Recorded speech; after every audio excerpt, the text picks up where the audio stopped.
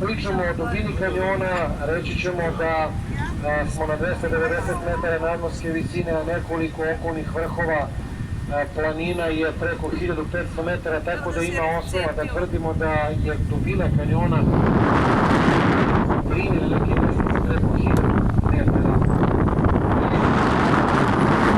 Svrstaje među najdublje u svetu. Nećemo da licitiramo koji smo.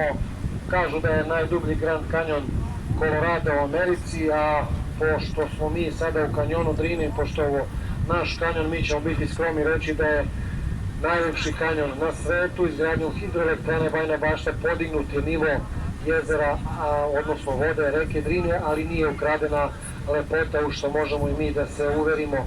A naročito interesantnu sliku ovde dopunjavaju ovi borovi koji uspevaju, vidite i sami, na golom kamenu, na goloj steni, jako loša hrana, šibaju ih vetrovi i kiše, nisu prijavljeni, nema socijalno, nema penziono, ali ta njihova borba i želja za životom je jača od uslova u kojima žive. Kada vi nekad pomislite da vam je teško u životu, vi se setite ovih borova, a ovde sa desne ovaj bor stražar nas ispraća iz graničnih voda. Dakle, sa leve strane Brusnički kanjon.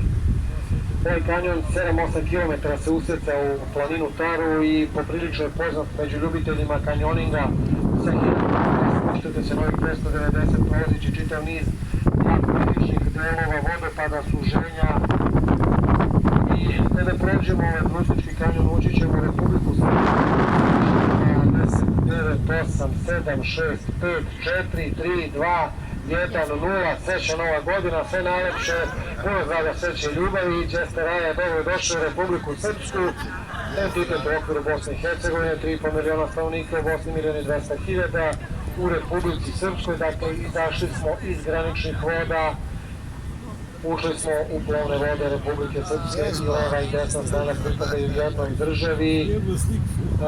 Republika Srpska, zvanično sredstvo plaćanja konvertibilna marka u Višegradu će vam u ćevabdžinicama, poslastičarnicama